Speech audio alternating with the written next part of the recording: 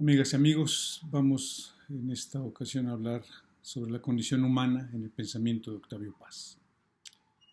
Al retomar nuestras incursiones en el pensamiento de Octavio Paz, nos encontramos en el bosque de la poética del Nobel mexicano, el único hasta ahora. Si bien al inicio pensaba yo que era la ruta de su ensayística el mejor y más amplio camino para llegar al corazón de su pensamiento, luego de varios años caigo en la cuenta de que son los poemas, como él mismo lo expresa en sus diversas obras, lo que nos descubre mejor el significado de la realidad. Esto, en realidad, es aquello. O en otras palabras, el poema nos descubre lo que somos y nos invita a realizar eso que somos, como escribe en El arco y la lira. Es verdad que Paz nunca abandonó su interés por los asuntos públicos, los temas actuales, las circunstancias de México, de Hispanoamérica, del mundo, de nuestro tiempo. Así lo muestran claramente sus reflexiones y sus alusiones sobre lo que pasaba en México y en el mundo. Sus consideraciones, reflexiones y análisis sobre la realidad política, estética, social y cultural del momento lo llevaron a mirar no solo el presente, sino la historia entera de México, de América, Europa y de todo el globo. Pero ese mismo interés por los temas de nuestro tiempo lo llevaron a buscar el significado y el sentido de ese acaecer, cosa que lo llevó a confeccionar ese lugar de encuentro entre el hombre, él mismo, y la inspiración, acaso el significado, que no es otra cosa que el poema. Es un paraje en el que nos encontramos, desde el cual miramos con toda nitidez las imágenes antropológicas más relevantes de sus principales poemas. O, mejor dicho, es un paisaje que nos muestra una síntesis de la condición humana y sus principales rasgos. El corpus perfectamente visible es lo escrito por nuestro autor en sus obras completas, editadas por el Círculo de Lectores y el Fondo de Cultura Económica en 15 tomos, en especial los tomos 1, 11 y 12. En ese primer tomo, la espesura de su reflexión se nos presenta en primer lugar la comprensión de la condición humana en la realidad moderna, o también en su situación moderna. Para poder navegar sobre ella, plantea lo que ha denominado poesía de soledad y poesía de comunión. Eso que en el laberinto de la soledad, a su juicio, ha hecho México a lo largo de su historia y sobre todo a partir de la Revolución Mexicana. Allí se descubre solo en el mundo, solo en la modernidad, pero también en el concierto de los demás países, en el horizonte del mundo mismo y lo que representa. La poesía, en tal contexto, no puede ser sino experiencia vital, o mejor dicho, conciencia del desamparo moderno. Eso y no otra cosa significa escribir poesía y reflexionar sobre ella. El mundo nos señala nuestra soledad y nos lanza a otra dimensión que es la soledad de los demás. La poesía moderna nos muestra esos rasgos acusados de una soledad rayana en el desamparo, pero con algunas tablas de salvación o de asidero que en el mare magno puede conducir a la orilla. Tal es, al menos en primera instancia, la experiencia del surrealismo. Tan dura es la realidad que no nos queda más que sumergirnos en esa dimensión extraña, desconocida y al mismo tiempo provocadora y sugerente. El surrealismo es necesario, pero a condición de superarlo. En efecto, una guerra que es la realidad al extremo solo puede sobrevivirse en esa dimensión distorsionada, conmocionada, visualizada como quien la vive, como quien quiera vivirla y la pueda ver. La pregunta es si en ese lugar la poesía de Hispanoamérica hace recobrar a nuestro poeta la conciencia de la aportación de América Latina al mundo en relación al binomio poesía e historia, o si se quiere mirar mejor, a la relación entre eternidad y tiempo. Esa es la vocación de Hispanoamérica, recordar desde la lengua española que la condición humana es el horizonte de la modernidad y que no puede escapar a ella, pero que la modernidad nos coloca en una situación de ruina y hay que construir un nuevo mundo. En efecto, la modernidad nos ha colocado en la ruina. Sus grandes ideales de futuro y de progreso han desilusionado a todos al descubrirnos la realidad.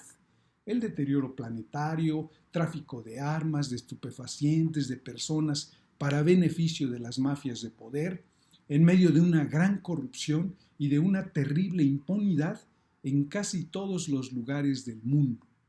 Si a ello se le suma el fundamentalismo ideológico y o político, con la manipulación de símbolos nacionales y religiosos, el panorama no podría ser peor. En ese contexto, la poesía, esto en realidad es aquello, abandona la ilusión del progreso y del futuro y se reintroduce en la actualización del tiempo mítico, de la realidad enteramente simbólica. Se trata, en el fondo, de esa cara curiosa de la modernidad, el binomio analogía-ironía. La modernidad nos muestra, sí, la grandeza de las obras humanas, pero sobre todo la miseria de la condición humana.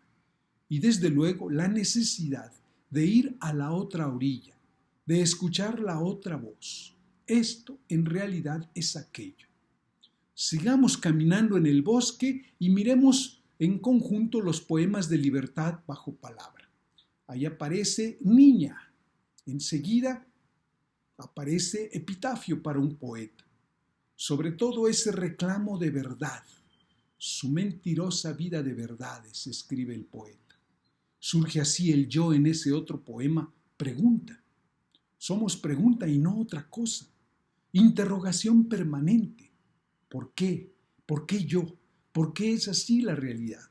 ¿Por qué son así las cosas? ¿No podrían ser de otro modo?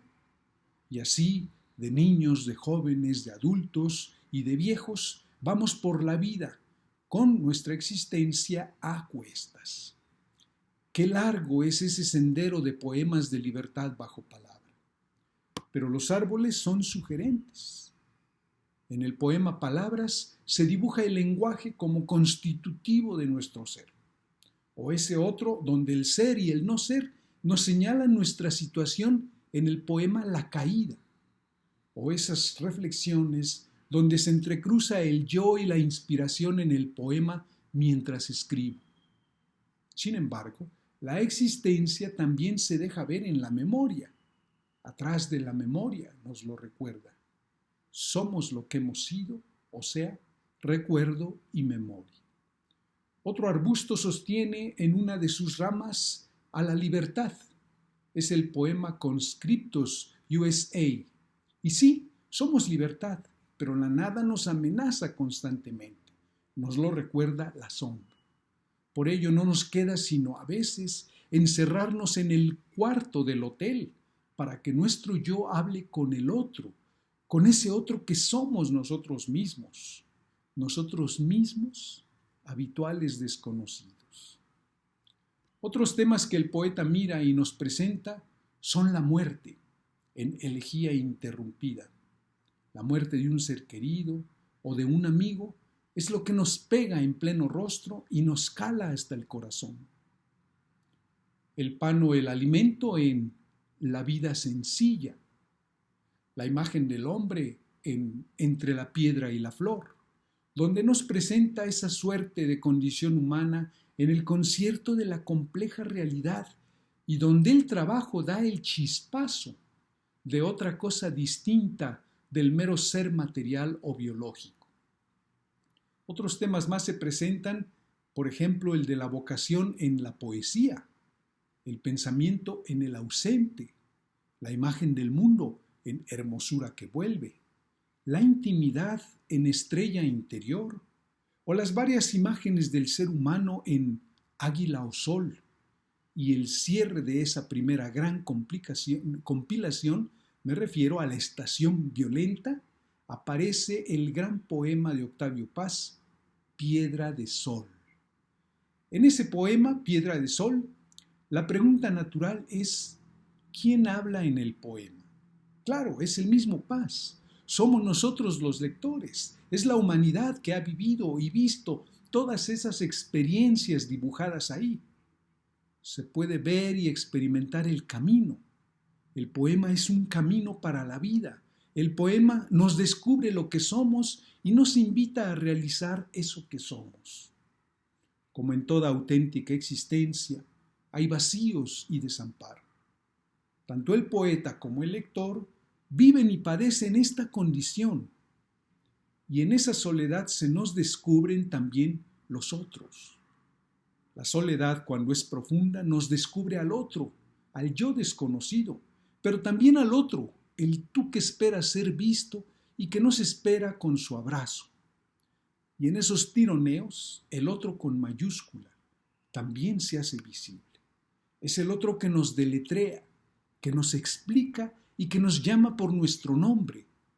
Desde luego estoy haciendo una interpretación religiosa que quizá Paz no planteaba en estricto sentido, porque en realidad él se refería al lenguaje como esta urdimbre que ha dado palabra y sentido a las cosas.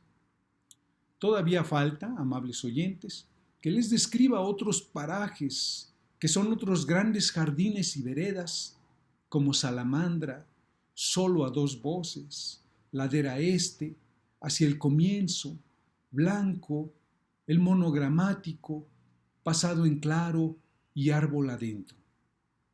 Faltan, pero iremos con calma recorriéndolos con cierto detalle.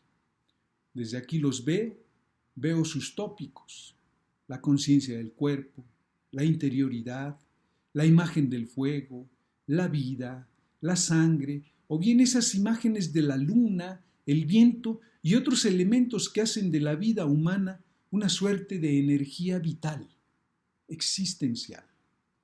Todo esto nos es posible mirar, degustar y alcanzar en la poética de Octavio Paz.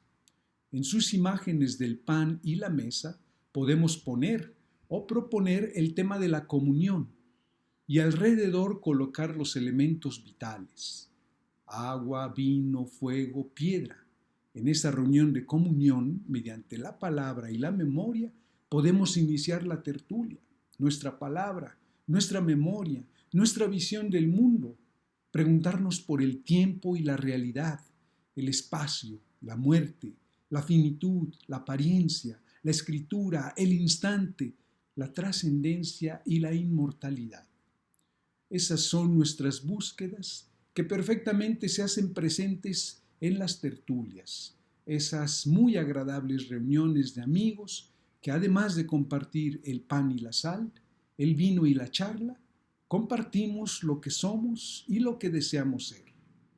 Octavio Paz, así como otros poetas y otros escritores, nos regalan esa oportunidad y nos suscitan una forma peculiar de ser conscientes de nuestra condición humana. Pues hasta aquí, queridas amigas y amigos, esta breve reflexión sobre la poética de Octavio Paz. Hasta la próxima.